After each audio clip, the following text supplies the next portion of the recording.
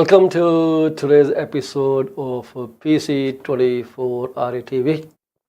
Today we'd like to talk again about residential tenancies and problems. But before we go there, I would like you to watch this video that is doing tons of rounds these days. Here is it.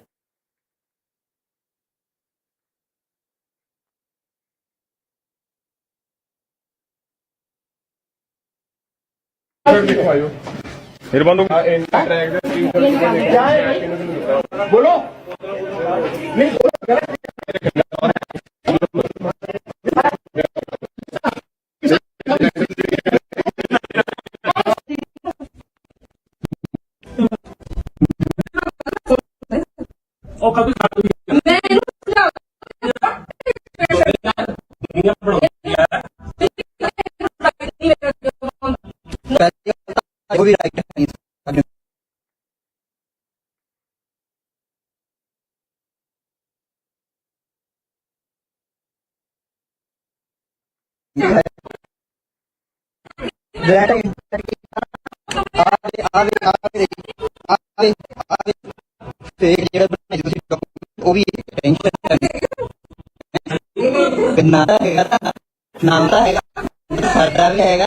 कोई ना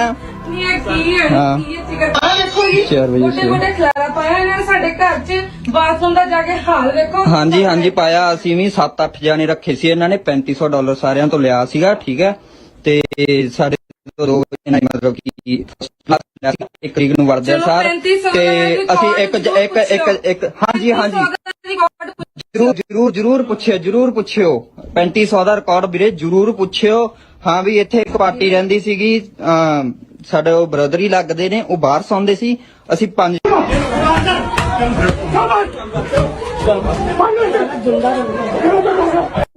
वक्त अभी आपका है। Richmond BC ਕਿਹੜੇ ਤੇ ਜਾ ਰਹੇ ਸੀ ਲੋਕਾਂ ਦੀ ਹਮਦਰਦੀ ਲੈਣ ਲਈ ਪਤਾ ਕੀ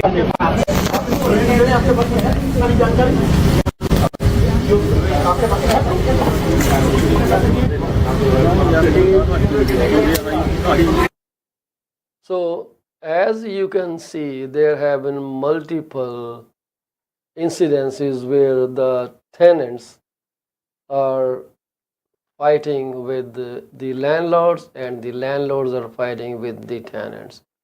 And I see that and it's very amusing. Are we taking law in our hands? Because I see people uttering threats. Landlords uttering threats to tenants, tenants uttering threats to landlords. They are recording each other and then sharing all that thing on social media. A few days back, there was an incident where it was alleged that a group of people, along with police, evicted many unlawful occupants from a property in Brampton. It was also mentioned that a girl that was totally nude and didn't have anything to cover her body was also recovered.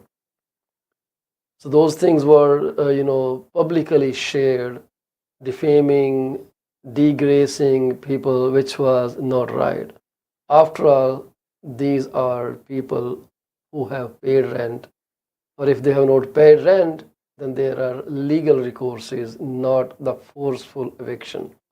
And now someone might say, Paul, you have not seen the plight of landlords, and I totally agree that landlords these days are reeling under a lots and lots of pressure due to very high monthly mortgage payments. I do not deny that. But despite that, you cannot, be doing anything out of law. You have to confine your action with the prevalent law. If everyone starts doing those things, guess what's going to happen?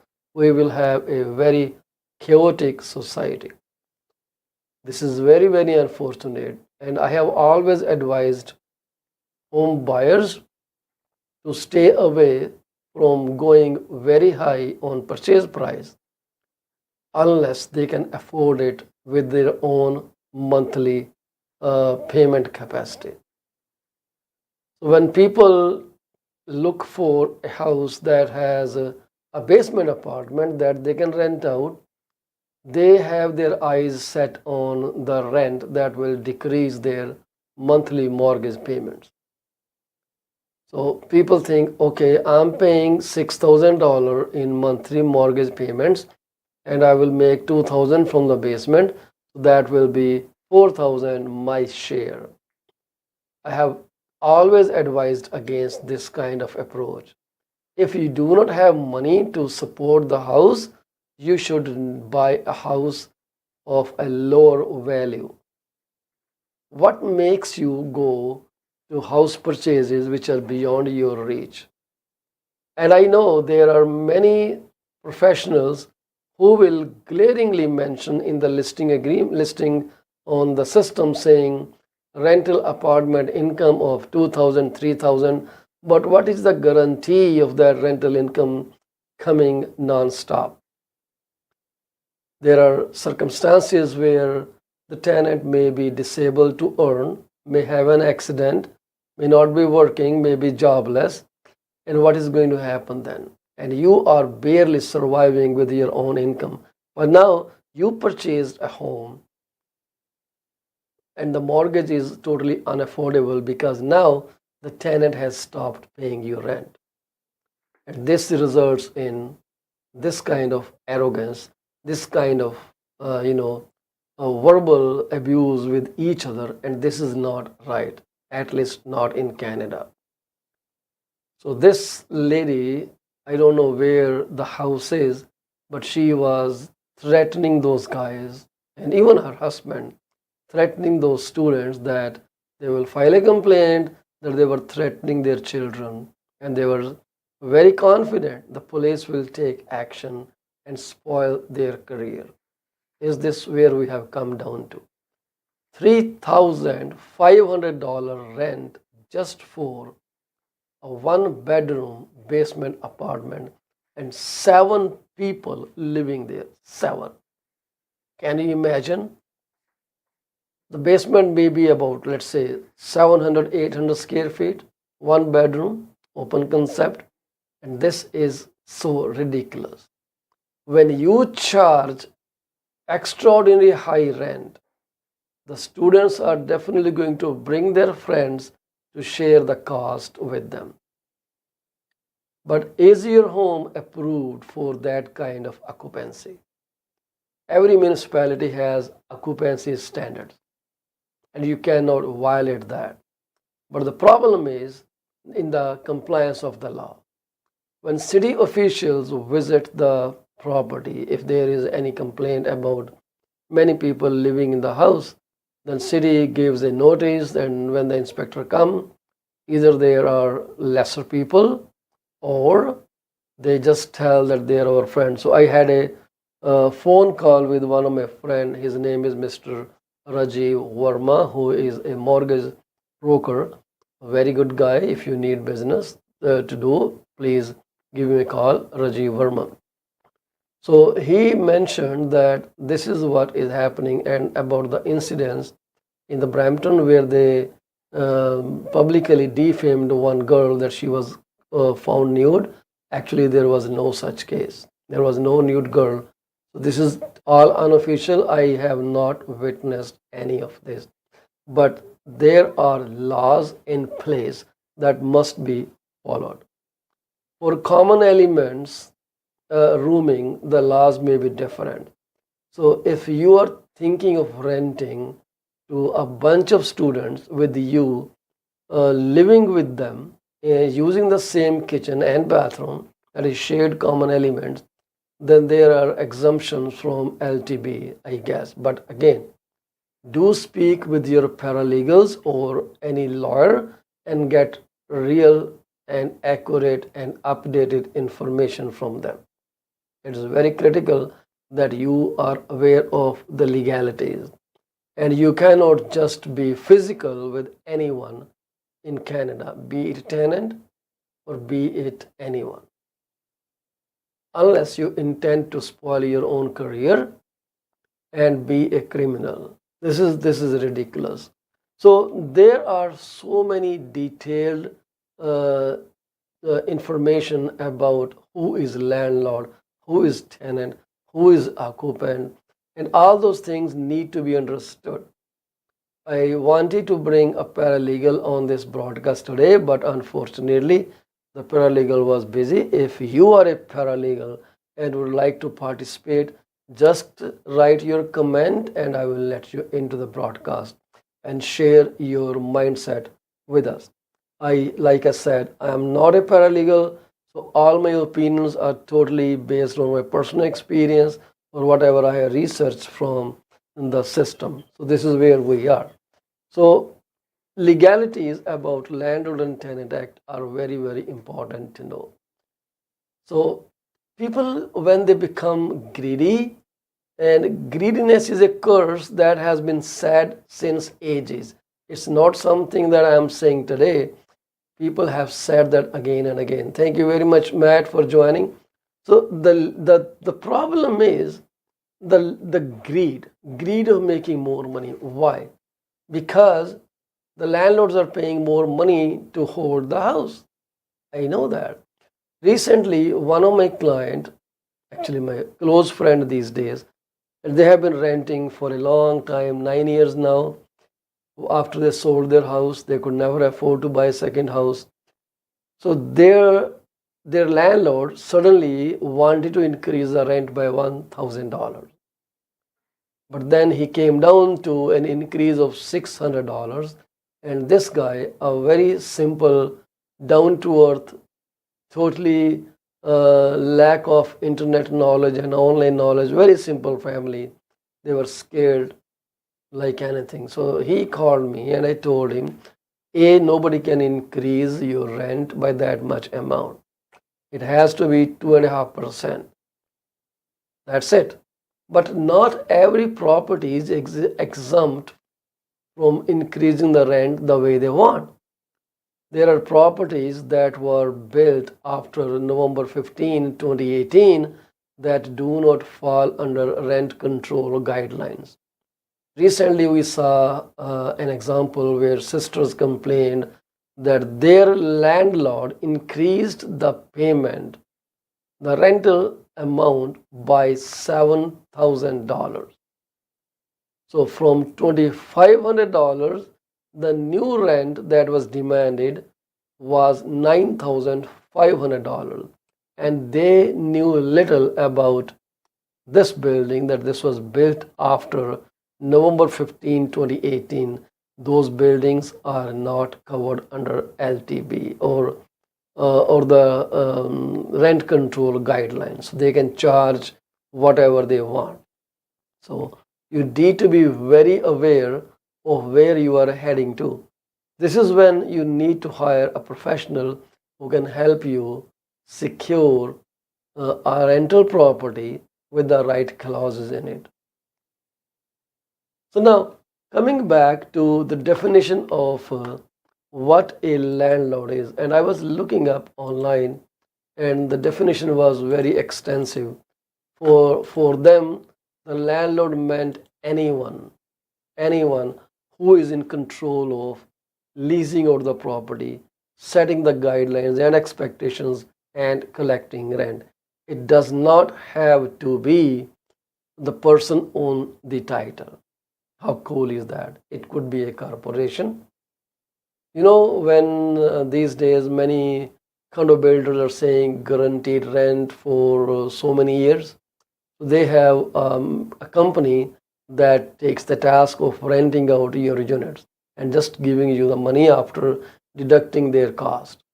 So now they become technically the landlord. I will read out this definition of landlord from the Tribunals Ontario Landlord and Tenant Board publication, and the title is Landlords, Tenants, Occupants and Residential Tenancies, who they are, interpretation guideline number 21.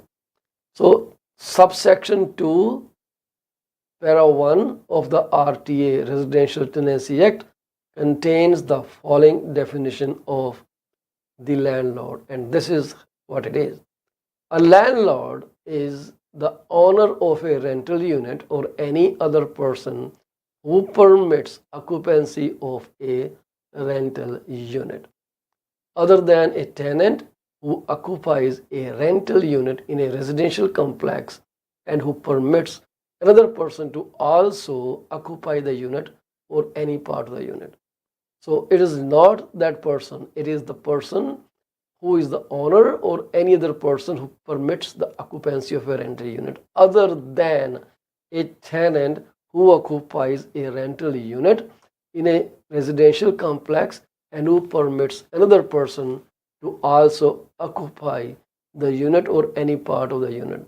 The heirs, the assigns, personal representatives, and successors in title of a person referred to in clause A and C. A person other than a tenant occupying a rental unit in a residential complex who is entitled to possession of the residential complex and who attempts to enforce any of the rights of a landlord under a tenancy agreement or this act, including the right to collect rent, where the RTA states that the landlord includes certain persons, indicates that the definition in the RTA is not intended to be exhaustive. That means there can be more explanation of the word landlord. So it is pretty long definition. So depending upon the specific facts, the registered owner of a residential complex and the property manager with the authority to rent units and responsibility for the day-to-day operations may be both the landlords as defined by RTA. Any person or corporation meeting the definition of landlord is entitled to exercise the rights given to landlords under RTA, including the right to give a tenant a notice of termination and file an application with the landlord and tenant board. An application filed with LTB can name one or all of the landlords of the rental unit. So this is a detailed definition of the landlord. Then there are tenants. Who are the tenants? Tenants include a person who pays rent in return for the right to occupy a rental unit, and includes the tenant's heirs, assigns, and personal representatives. But tenant does not include a person who has the right to occupy a rental unit by virtue of being a co-owner of the residential complex in which the residential unit is located, or a shareholder of a corporation that owns the residential complex. So they are not the tenant. So this is too large a definition. And then the spouse. Spouse can just be an occupant, not a tenant. Let's say one of the spouse is not on the lease and that spouse is just an occupant. If the main or the principal tenant dies, the spouse can be termed as a tenant later on. So, and then there are occupants and roommates, occupants who occupy the property. And this is a roommate is like a person who, like an occupant, shares a room. So there is no definition of roommate in the Residential Tenancy Act. So anyone can live with the tenant. This is so bizarre. So I would suggest you go through this definition. This is pretty exhaustive and a long list. The problem is the landlord and tenant board cannot address, even the municipalities cannot address the unauthorized occupants issue with the properties, where landlords are suffering too much with non-payment of rent in arrears, and they are waiting and waiting, but the tenants keep denying payment, and you can file your complaint with LTB, but there are no recourses. When there is judgment in any, let's say, circumstance, someone can always challenge that in a superior court, and then you know what, the guy stays for free for a long time. So this is how things are governed. But RTA, Residential Tenancy Act, is a very detailed act, and I literally suggest if you are renting your property, you should go through the act and be aware of the human rights obligations, because you have to treat everyone with honesty and fairly, regardless of color, creed, ethnicity, sexual orientation, age, whatever. So if you are a landlord, you do not want to get triggered into any of these human rights violation which takes precedence over any other right. So be very careful about that.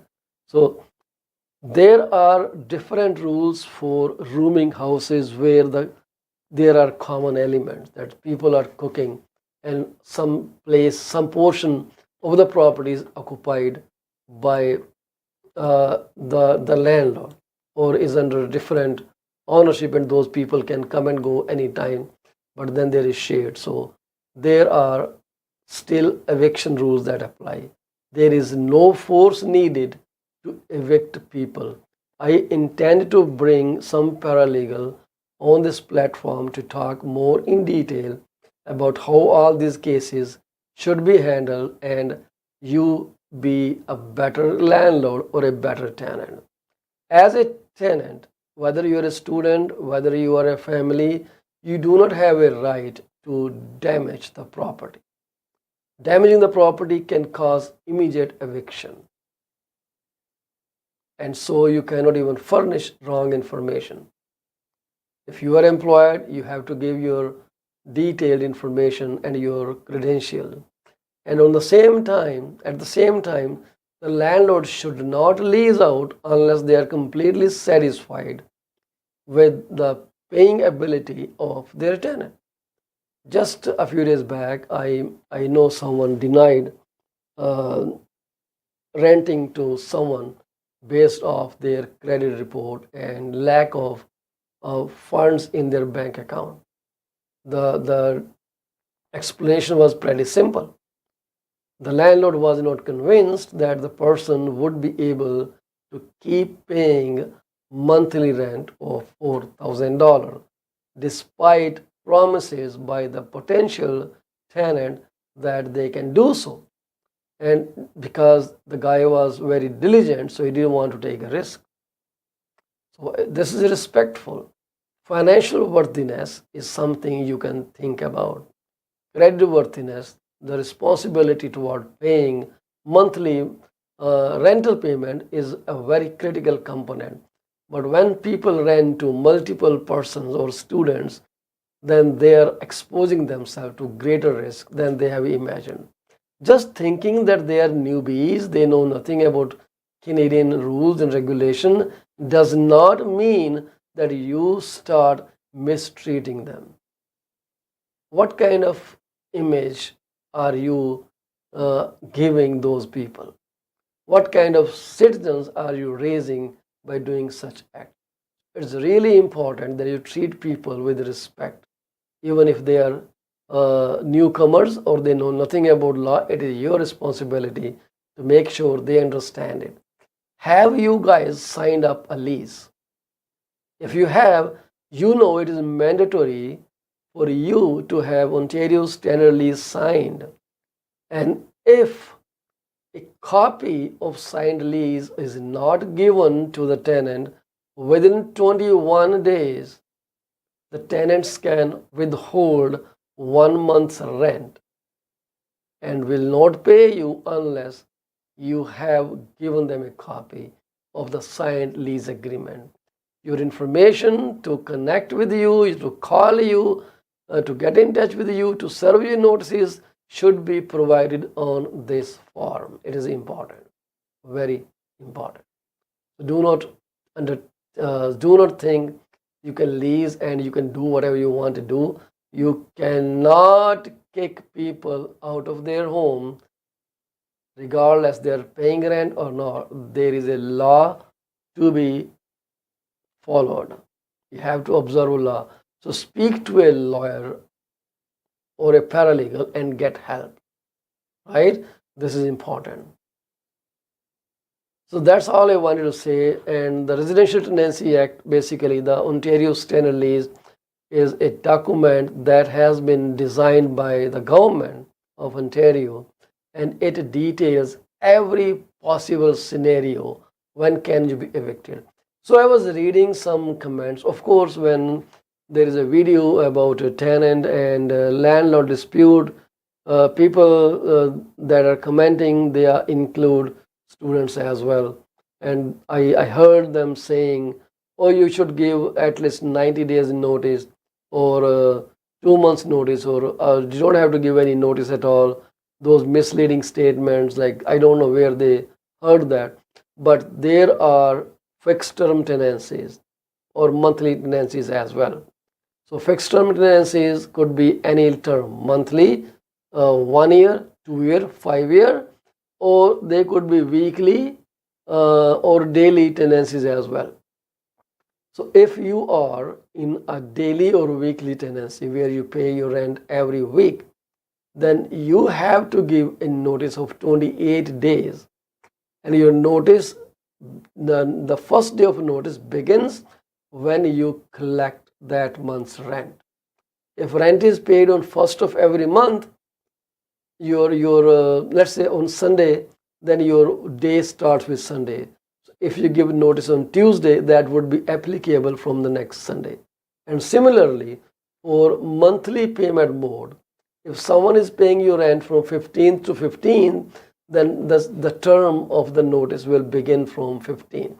If the rent is being paid on 1st of the month, then the 60 days period notice will begin on 1st of the month. This is really critical. So just counting that you have given 60 days notice is not enough. So it could be the notice period is at least 60 days for monthly or fixed term tenancy, and it is 28 days for daily or weekly or bi-weekly tenancy.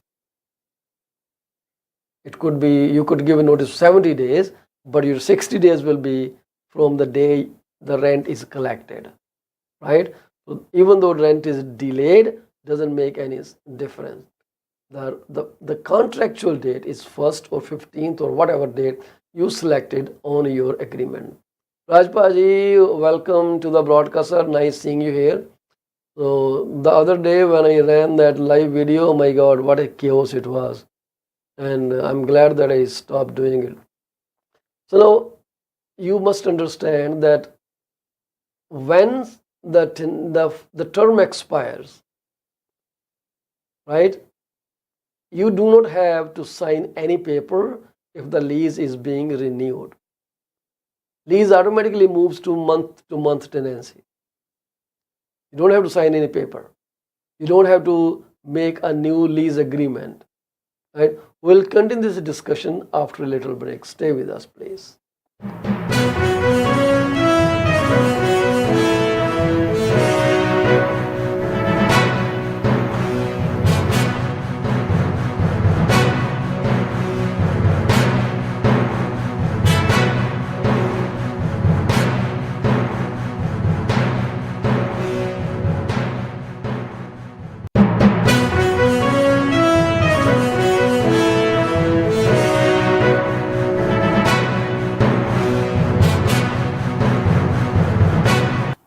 Are you thinking of selling your home?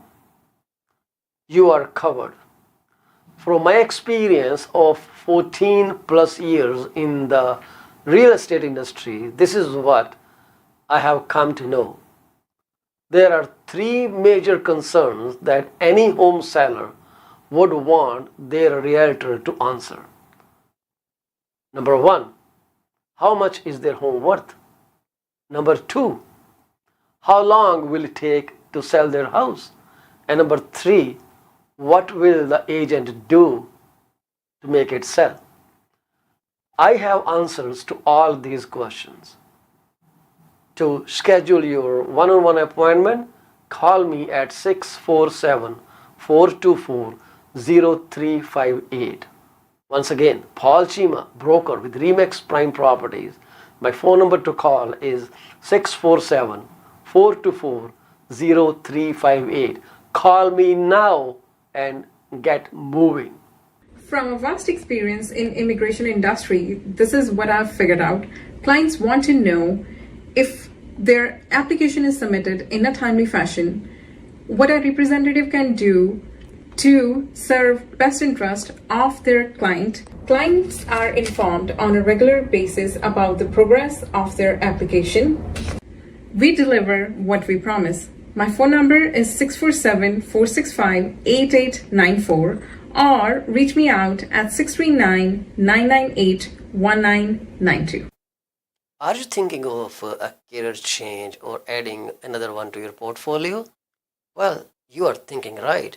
Call Sarabjit Luddar at 416-879-3039 from Beyond Care Insurance Solutions.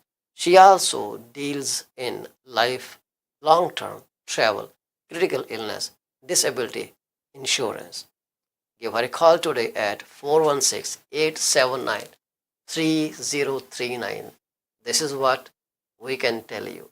She will always give you the right advice and help you find out if being an insurance advisor is your piece of cake.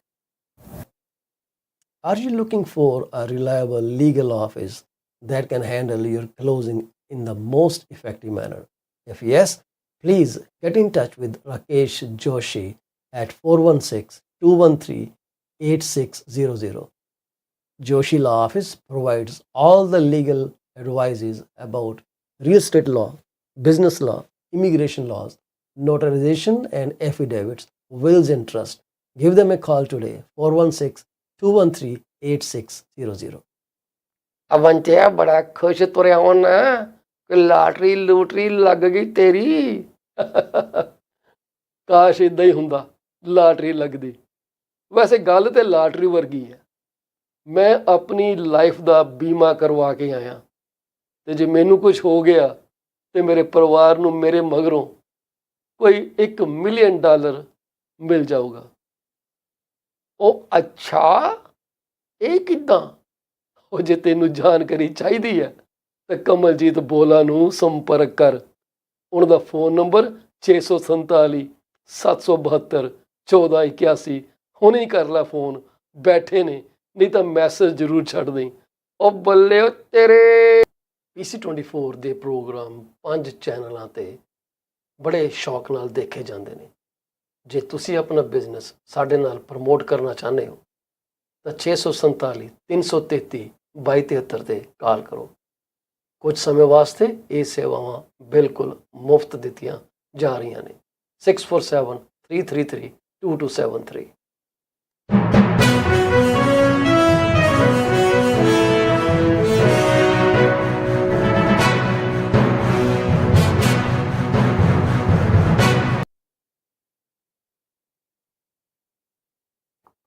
Welcome to the remaining broadcast of PC24 RETV. So we were talking about the Residential Tenancy Act. So it is not right for a landlord if they do not maintain the property. Technically, a landlord is responsible for providing and maintaining a residential complex, including rental unit in it, in a good state of repair, fit for habitation, and for complying with health and safety, housing and maintenance standard. This is simple thing. Some people think if they have transferred utilities in the name of the tenants, they are free from further responsibilities. I do not think so. Basically, you are the one responsible for making sure your house is updated and maintained. You can build the tenant later on, but it is your house, your responsibility to keep. Let's say the tenant loses a job and then he stops paying the utility bill. They were in his name or their name, and now the companies, the utility providers, they disconnect. They won't disconnect just the basement or let's say the whole house is rented. They will disconnect.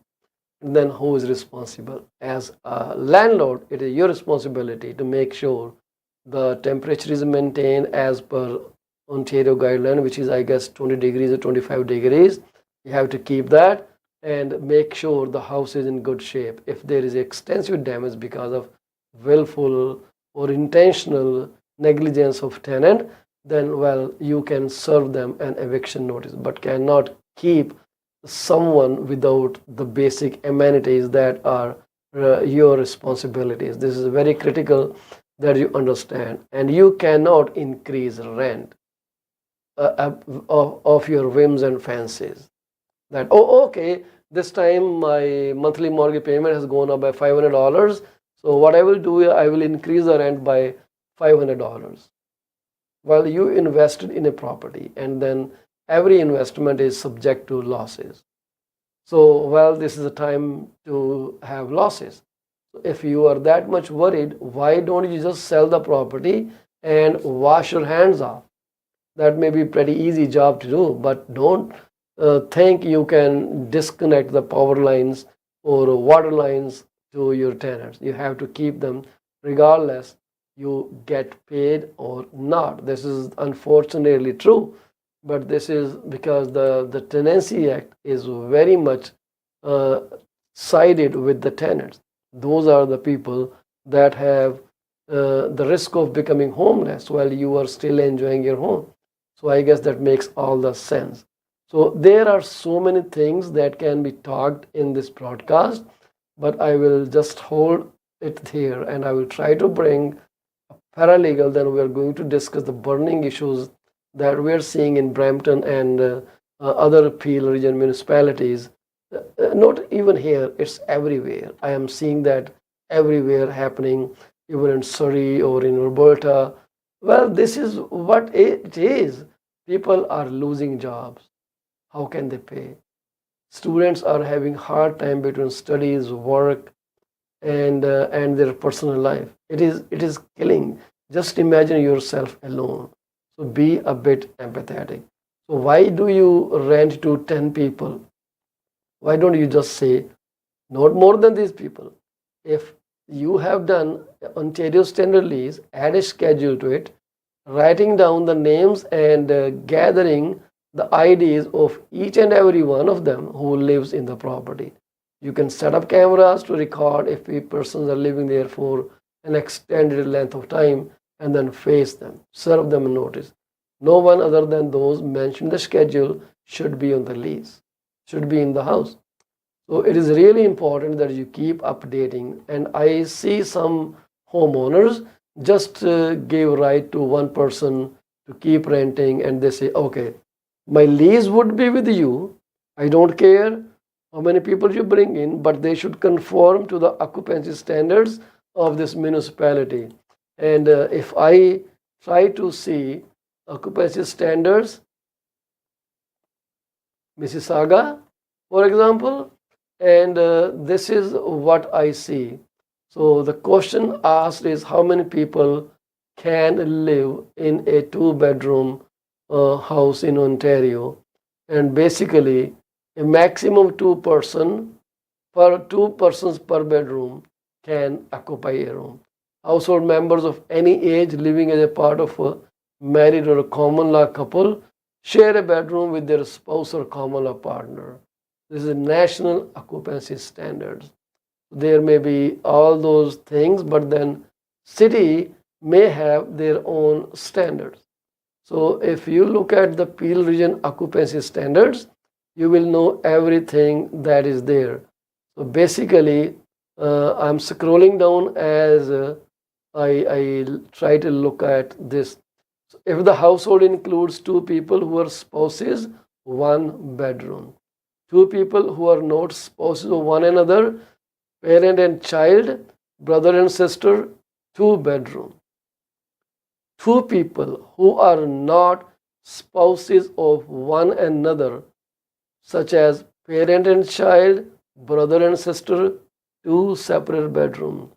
Four people that make up two separate spousal relationship, two bedrooms. Two people who are spouses of each other, and one dependent child, two bedroom. One for the child, one for them. Any of the above scenarios plus one or more additional household members, the number of bedrooms as per above plus one bedroom for each additional member. If you are five people, you need to have four rooms, three plus one for two, husband, wife. So there are occupancy standard for smallest units too. Two people who are spouses of one another, a bachelor unit, they can live there. So refusal of a bachelor unit by two-person household, where the two people are spouses, is not counted as refused under the refusal of offers policy. Two members, one bedroom. So you need to understand that there are rules and regulation. You cannot bring multiple people in one bedroom. It is not allowed. Not only this, there are square footage or per square meter, allowances too. How many people can live in one particular square footage? So I probably will share with that with you some other time. But I will leave this discussion right here, and we will touch base with it. Touch base later with some qualified paralegal who can give us some more information. So here is what I have to talk about the mortgage. So mortgage interest cost now up over 80% since the start of Bank of Canada's rate hike, guys. This is what the news is. So this is the rates climbed way over. The mortgage rates, mortgage interest cost climbed in the second quarter, and they are over 80% from Bank of Canada's first hike. Mortgage, mortgage news. On a quarterly basis, the interest payments went up by 5%, and this 5% translates to $92 billion in the second quarter. Statistics Canada reported on Wednesday. StatCan noted the pace of growth has slowed from the double-digit pace seen during the four preceding quarters. So it is just 5%. It could have been double digits, but it's not. That's slowing down of the economy. So this data was released as part of the agency's quarter two national balance sheet and financial flow accounts. These figures represent the increase in interest cost in dollar terms, which is different from Stat Canada's per capita measure included in the monthly inflation data, which is up 30% year over year. Mortgage borrowing falls to 18-year low. Well, yes. Basically, it says overall the household borrowing cost fell to its lowest level since 2020 and the second lowest level since 2003.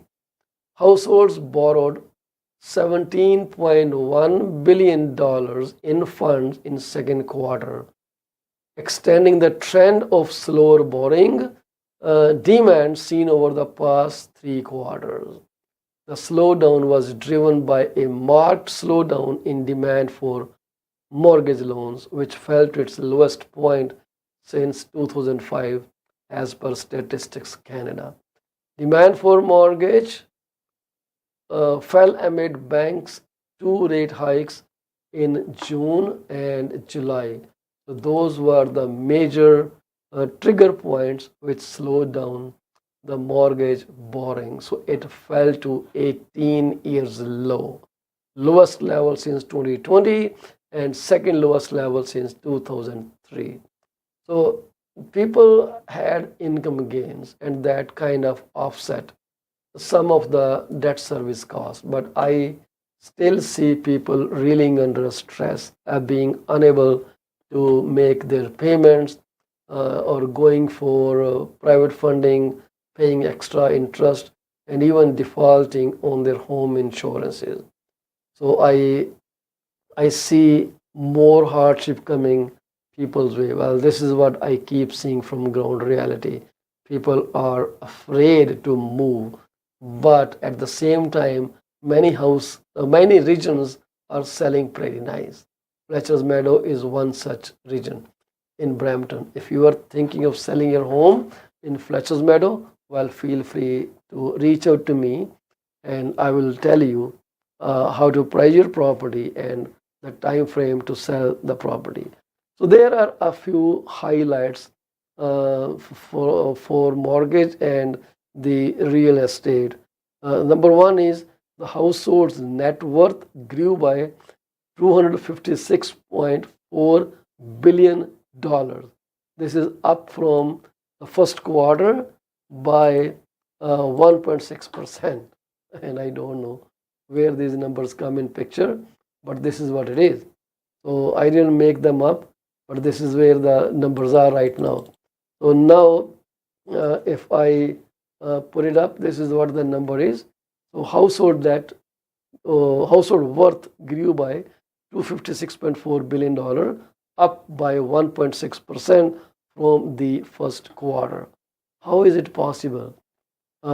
Probably the house values gained somewhat. That's what I will assume. So, and the second important highlight is the household savings rate grew 7.7%. The household saving rate grew 0.7% in the quarter, its slowest pace since first quarter of 2021. Mortgage debt service ratios, interest only, rose to 5.29% from 5.18%. This is strange, right? This is too much, and we have to take that with a bit of salt.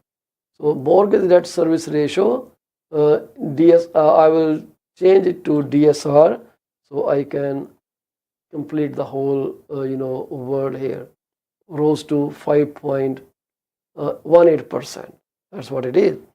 And debt payments went up 2% quarter over quarter, or 16% from the last year.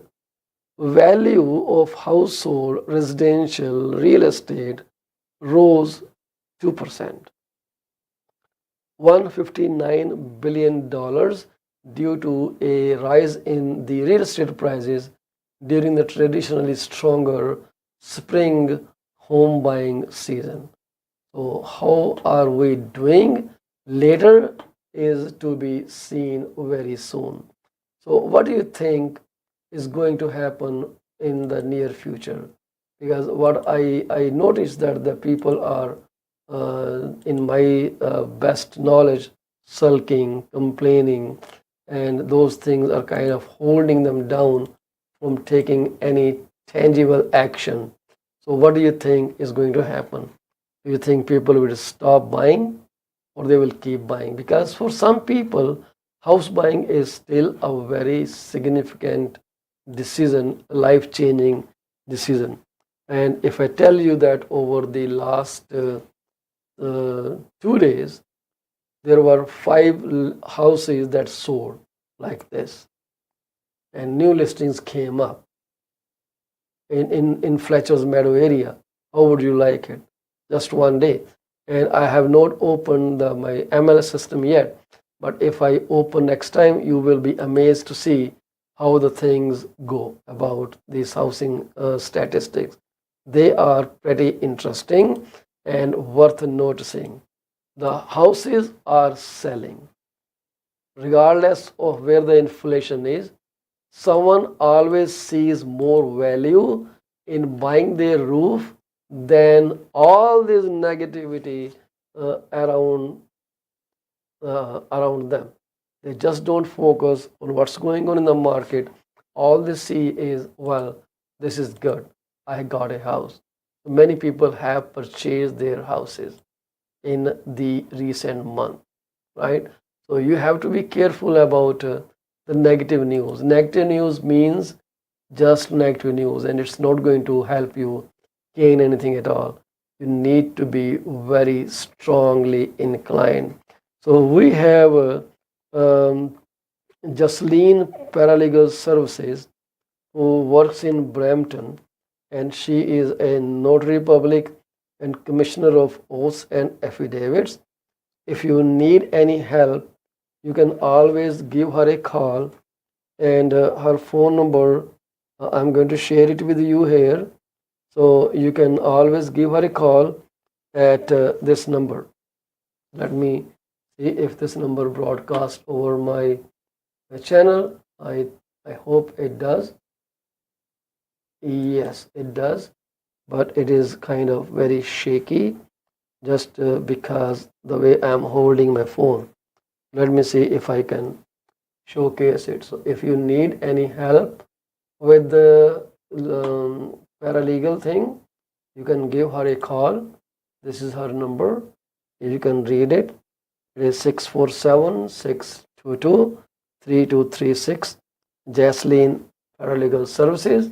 So feel free to give her a call and get the best possible deal for yourself and save yourself from any kind of harassment or whatever legal issue you are plagued with.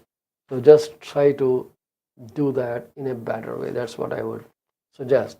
So it's time for us to say goodbye to you. But before that, I would like to offer my sincerest condolences to those families who have lost a beloved one on this day. So may God give peace to the departed soul and also gives you strength to overcome this shock. This is so unfortunate when people leave us, but the thing is, no one is permanent on this planet. At some point in time, everyone has to pop out. This is the harsh reality of life. And can we change it? Kings, queens, mightiest people on this planet could not change it. Those who could cure, who could bring the dead alive, even they didn't stay in this world forever, right? The mightiest of mightiest, they just left this world. This is the tradition, and so we have to accept God's way of maintaining this planet. Older is always replaced with newer ones. We feel more pain when younger ones leave this world at an early age, very early age. That is very dangerous, that is frustrating and heartbreaking. I wish no young child ever passes away. So older people like me, you never know when we will just say bye or may not even get a chance to say bye to this beautiful world out there. So if you have anyone who is thinking of selling their home, I would appreciate a phone call from you. My phone number to call is 647-424-0358. You can also give me a shout at 647-333-2273, and I would love to help to my best abilities. And we offer guaranteed sale. If you are stuck in a situation where you need to buy next home, but you are worried if your house will sell or not, then we can offer you an easy solution. We can buy your house for cash and help you make your next jump. So feel free to give us a call, 647-333-2273, 647-424-0358. I look forward to speaking with you very soon. Thank you very much. We'll see you tomorrow at 6:30 or 7:30 p.m. So enjoy your beautiful Wednesday. Bye-bye.